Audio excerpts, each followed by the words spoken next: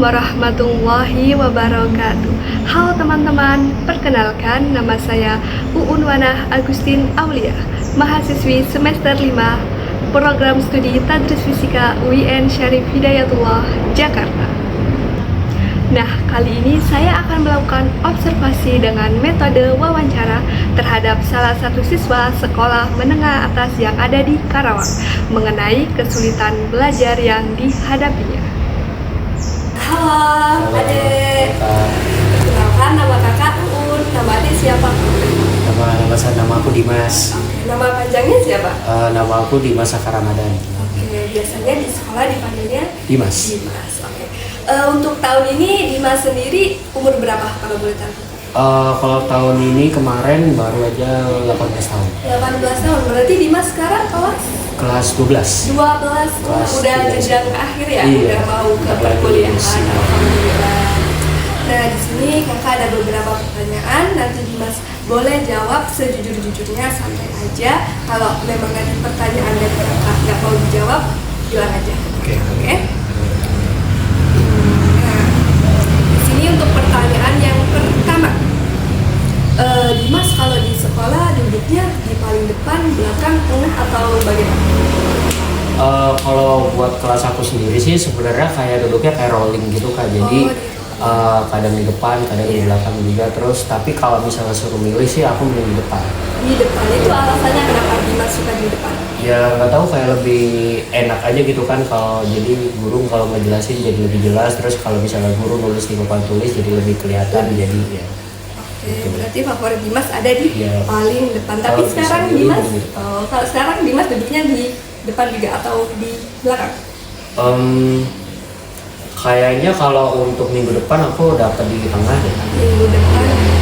Berarti setiap minggu itu selalu di rolling? Oh, enggak, tiap hari di sini. Oh, setiap hari. Iya. Oke. Itu duduknya berdua-dua atau Berdua. satu? Oh, berdua. Satu bangku berdua. Nah, untuk pertanyaan selanjutnya ini, selama Dimas sekolah mulai dari TK atau SD, SMP hingga SMA ini dapat peringkat atau masuk 10 besar atau 5 besar? Mungkin kalau dari TK sama SD belum pernah kalau 10 besar ya. Mungkin kalau SD itu terakhir itu aku masih peringkat sekitar masih 20 besar lah. Terus kalau SMP kan aku kan udah dari SD ke SMP kan aku baru pindah ke sini SMP. Kelas 1 tuh aku pindah ke sini tuh ya alhamdulillah aku dari kelas 1 kan berarti semester 1 sampai semester 6 alhamdulillah stabil di ranking 1 terus. Alhamdulillah. Dan terakhir kali ini SMA-nya kemarin? Kalau untuk SMA sih jujur kayak lebih ada gitu ya kompetisinya.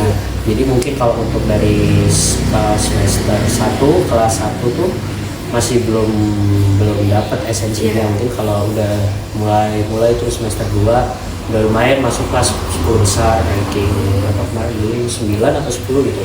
Terus pas kelas 11 itu alhamdulillah udah mulai stabil.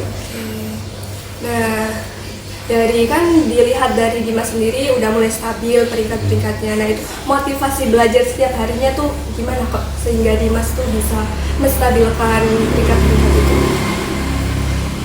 Kalau motivasi belajar aku sih kayak sebenarnya nggak ada ya, cuma kayak ada rasa tersendiri buat belajar gitu. Terus bakal lebih efektif juga. Aku kan biasanya kalau belajar bareng teman-teman. Jadi kalau misalnya ada kayak misalnya atau apa yang nggak aku ketahui kan bisa tanya ke teman-teman, bisa diskusi. Dan selanjutnya, adakah mata pelajaran atau kegiatan yang tertentu yang menghambat motivasi Dimas tadi saat belajar? Mungkin kayak pelajaran yang aku kan orangnya kayak gimana, kayak kurang suka menghitung ya. Jadi aku lebih ke aku lebih suka ke pelajaran yang menganalisis suatu hal dan lain sebagainya. Cuman kalau untuk menghitung aku kurang suka, makanya kayak pelajaran kimia itu aku paling gak bisa kimia sih. Tapi aku kalau matematika, fisika tuh masih suka, walaupun emang sulit ya, karena emang kan kalau kelas 12 itu kan udah tingkat advance, tingkat udah lumayan tingkat atas lah ya. Jadi udah masuk kalkulus dan lain sebagainya. Iya, betul. Sebelumnya Dimas jurusan apa sih kakak? Belum tahu nih tadi belum tanya. MIPA. Oh, MIPA. Ya. Oke. Makanya kan kalau MIPA itu lebih kayak mengajarkan peminatan kayak matematika, fisika, betul. itu jadi lebih kompleks. Nah, waktu pembelajaran proses apa yang Dimas nikmati? Maksudnya gimana? Yang Anda nikmati dari proses belajar, mungkin dari pengajaran gurunya atau karena tadi sering sharing-sharing sama teman, jadi Dimasnya tuh langsung termotivasi untuk selalu semangat belajar. Sebenarnya tergantung dari gurunya juga ya Kak. Maksudnya kayak gurunya ngajarnya seperti apa, maksudnya kayak mungkin kalau lagi belajar kadang suka diseling-seling sama bercanda benar juga, jadi nggak terlalu tegang gitu ya. Terus apalagi ya benar kata kakak tadi, kalau lebih seru kalau belajarnya bareng ya, kayak kerja kelompok gitu, terus nyelesain masalah bareng dan lain-lain. Sejauh ini ada nggak Dimas mengalami kesulitan belajar gitu? Kalau kesulitan belajar pasti ada, cuman ya untuk mengantisipasi hal tersebut ya itu tadi mungkin bisa, karena kan aku juga bimbel juga maksudnya, jadi bisa tanya waktu bimbel atau enggak japri ke gurunya, atau enggak waktu diskusi sama teman bisa tanya ke situ. Untuk gaya belajarnya sendiri, Dimas tuh suka yang membaca, menghafal atau bagaimana gaya belajar? Kalau aku tuh lebih suka kayak membaca sama kayak melihat video gitu atau sama mendengar gitu. Jadi kalau buat aku sendiri gaya belajar seperti itu tuh kayak lebih efektif buat aku sendiri. Berarti Dimas tuh orangnya yang audio visual ya. Okay. Untuk lingkungan ya, Dimas sendiri tuh kayak melihat lingkungan itu secara informalnya atau formalnya, itu lingkungan Dimas tuh mendukung nggak untuk Dimas belajar? Kalau untuk lingkungan, maksudnya lingkungan mana dulu? Boleh lingkungan dari lingkungan sekolah sendiri itu membantu Dimas untuk selalu berkembang dalam hal belajar atau malah menghambat gitu. Kalau menurut aku sendiri sih dari lingkungan rumah juga cukup cukup mendukung. Apalagi kalau di sekolah kan kadang teman-teman tuh kalau misalnya aku ada pertanyaan masih kadang sering suka dibantu, terus suka ya ininya diskusi lagi, jadi aku bisa bilang kalau lingkungan di sekolah juga cukup mendukung. Dimas sendiri tuh merasa dapat dukungan nggak kalau semisal mau lomba nih, dukungan dari guru maupun keluarga itu biasanya dapat nggak? Iya tentu pasti, apalagi dari guru kan biasanya kan kalau kita lomba ada guru pembimbingnya, terus kita juga pasti di kelas juga banyak banget yang didukung. Berarti di sekolah Dimas itu sudah memfasilitasi semuanya. Nah ini perasaan Dimas secara umum terkait dengan sekolah dan tugas-tugas akademis biasanya gimana? Berhubung saya sekolahnya di SMA 1 kan, karena emang dari dulu emang udah ada keluh-kesah kakak kelas, kalau misalnya dari kelas 10 kelas 10 hingga kelas 12 itu tugas banyak banget, tapi ya emang banyak banget sampai ya sebenarnya emang banyak banget, dan kan ada kakak kelas tadinya sampai nangis atau sampai apa gitu, tapi ya emang sih memang tugasnya emang buat keteteran, cuman ya aku nggak bisa ngelakuin apa-apa lagi, maksudnya kalau kayak ngeluh juga nggak nyelesain tugasnya gitu kan, jadi ya mau nggak mau ya udah dikerjain aja gitu. Tapi pernah nggak Dimas merasakan kayak udah stres banget, cemas dengan tugas-tugas yang diberikan oleh guru tersebut? Enggak sih, maksudnya kayak aku tuh bukan kalau stres sih kayaknya nggak pernah, soalnya kayak aku tuh kayak mikir dua kali gitu kan, aku kalau misalnya kamu mikir di stres, kalau misalnya kayak nggak membuahkan hasil, misalnya nggak memberi manfaat apapun gitu, jadi daripada stres mending nyari cara buat menyelesaikan tugas sendiri. Nah ini komentar buat metode pengajaran di sekolah Dimas tuh udah baik atau belum? Kalau apa yang saya bilang tadi ya Kak, misalnya kayak metode pembelajaran itu kan tergantung gurunya masing-masing, apalagi setiap mapel kan gurunya berbeda. Tentu aja aku punya kayak guru yang aku suka cara metode pembelajarannya, sama yang aku nggak suka. Tapi kalau menurut aku sebagian besar dari guru yang ada di sekolah aku tuh udah lumayan cocok, maksudnya setiap kali beliau menjelaskan aku bisa dipaham dan bisa mengerjakan tugas-tugas yang mereka berikan gitu dengan baik. Nah biasanya itu guru itu tipe yang cuma menerangkan atau gimana di sekolah Dimas itu? Banyak sih, ada yang cuma menerangkan, ada yang cuma ngasih tugas doang terus pergi gitu, terus ada yang habis ngejelasin terus dia ngasih latihan soal. Nah untuk berpartisipasi di kelas, Dimas tuh suka aktif atau tipe orang yang pendiam aja kalau di kelas? Kalau aku sih lebih suka kalau misalnya ya kalau pas waktu presentasi itu sebenarnya aku kalau ada kesempatan mesti nanya, soalnya kalau aku lihat ya di sekolah aku tuh jadi kayak keaktifan tuh kayak suara saya menjadi salah satu poin plus gitu misalkan rapot. Jadi bukan hanya dari nilai ujian saja tapi nilai aktif sih, keaktifan. Pernah nggak Dimas di sekolah itu kayak melihat teman Dimas yang kesusahan dalam belajar, tetapi guru itu tidak mengatasi kayak membantunya dalam untuk menyelesaikan masalah tersebut, atau gurunya udah berinteraksi dengan siswa tersebut?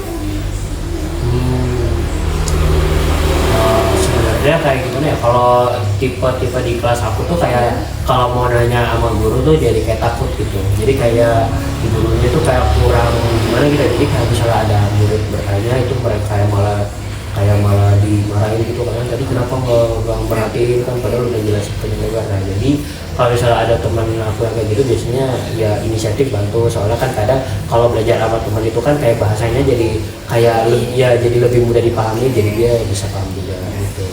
Ini pertanyaan selanjutnya mengenai konsentrasi belajar. Nah biasanya itu Dimas konsen belajar itu berapa jam atau mungkin ada waktu-waktu Dimas tertentu yang belajar tuh cepet masuk gitu? Biasanya sih pagi ya Kak. Pagi sekitar pokoknya jam dari awal masuk tuh sampai istirahat pertama tuh biasanya kan berarti kalau masuk kan jam 7. Berarti kalau istirahat pertama itu sekitar jam 9. Nah kan biasanya kan kalau jam 9 istirahat pertama itu kan makan. Dan makan tuh biasanya kadang mulai ngantuk. Iya benar. Suka gimana gitu, terus kadang suka fokus. Tapi kalau untuk masalah konsentrasi belajar itu lebih kalau dari aku sendiri ya itu tuh lebih tergantung sama pelajarannya. Kalau misalnya pelajaran aku suka, aku biasanya langsung mulai itu biasanya.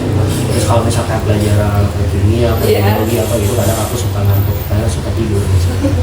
Oke, tapi kalau di rumah, kalau misal nih malam Dimas belajar itu biasanya waktu-waktu jam berapa gitu? Setelah Isya atau gimana? Iya, biasanya setelah Isya atau enggak bahkan aku mulainya malam sekitar jam 9. Nah itu biasanya durasinya berapa jam? Kalau normalnya sih sekitar 1 jaman aja sih Kak, biasanya 1 jam atau 1,5 jam.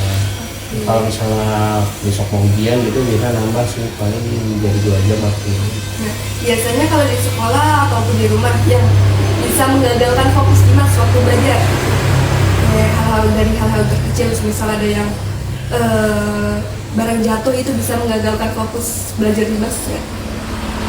Yang bisa menggagalkan fokus. Ya kan Dimas tuh udah serius nih belajar, tiba-tiba ada aja misal kucingnya lagi berantem, itu bisa menggagalkan fokusnya Dimas saat belajar ya? Enggak sih, kalau misalnya aku kan belajar tuh jadi kayak gimana ya, mau dibilang fokus juga nggak bisa, cuman aku tuh jadi belajarnya santai gitu. Jadi walaupun ada hal-hal itu ya masih bisa diikuti tanpa kehilangan fokus. Jadi sebenarnya nggak bisa dibilang fokus juga sih, jadi lebih ke belajar santai gitu. Oke, nah, ini ada 2 pertanyaan terakhir. Yang pertama itu, siapa yang menjadi sumber dukungan terbesar Dimas dalam proses belajar? Yang pasti orang tua dari keluarga ya, sama mungkin kalau untuk yang teman-temannya mungkin ya teman-teman sekelas gitu.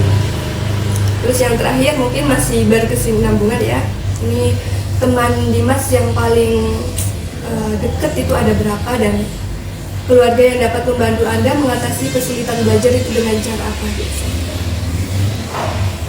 Kalau untuk temen sih kan teman di kelasnya banyak, cuman yang dekat tuh paling terus kalau untuk orang tua sendiri tuh ya kayak orang tua proses sendiri tuh kayak nggak terlalu pressure untuk belajar. Yang penting maksudnya tetap kasih motivasi, kalau misalnya belajar ya belajar, terus nanti kalau misalnya istirahat ya istirahat. Mungkin cukup ya pertanyaan dari kakak. Semoga Dimas tetap semangat dan semoga lancar untuk melanjutkan pendidikannya. Amin ya. Assalamualaikum warahmatullahi wabarakatuh. Setelah saya melakukan observasi terhadap salah satu siswa sekolah menengah atas yang ada di Karawang, dapat disimpulkan bahwa kesulitan belajar yang dialaminya dapat diatasi ketika siswa mendapatkan motivasi yang tinggi oleh orang-orang terdekatnya. seperti orang tua, sahabat, maupun teman-temannya. Dan untuk pernyataan siswa yang menyatakan bahwa dia belum pernah mendapatkan peringkat atau ranking 10 besar atau 5 besar di sekolah dasar maupun sekolah menengah atas dikarenakan oleh lingkungannya yang kurang mendukung. Selain itu, hal lain yang mengakibatkan siswa belum mencapai prestasinya meskipun telah giat belajar dan memahami apa yang dipelajari adalah siswa belum mengetahui titik fokus atau potensi dalam dirinya. Nah, dari hasil observasi tersebut pun dapat saya berikan analisis bahwa ketika semakin bertambah umur dan semakin tinggi jenjang sekolahnya, siswa menyadari bahwa belajar itu bukan sekedar membaca ataupun menulis saja, melainkan harus memahami dan menerapkan. Nah, dari hal tersebut, akhirnya siswa mengubah gaya belajarnya, mulai dari hal yang terkecil, yaitu yang pertama niat dan tujuannya dalam belajar. Nah, di sisi lain, peran aktif orang tua untuk mendukungnya adalah hal wajib yang harus diberikan pada seorang siswa. Selain itu, lingkungan yang suportif dapat menjadikan siswa lebih giat dan lebih semangat untuk belajar.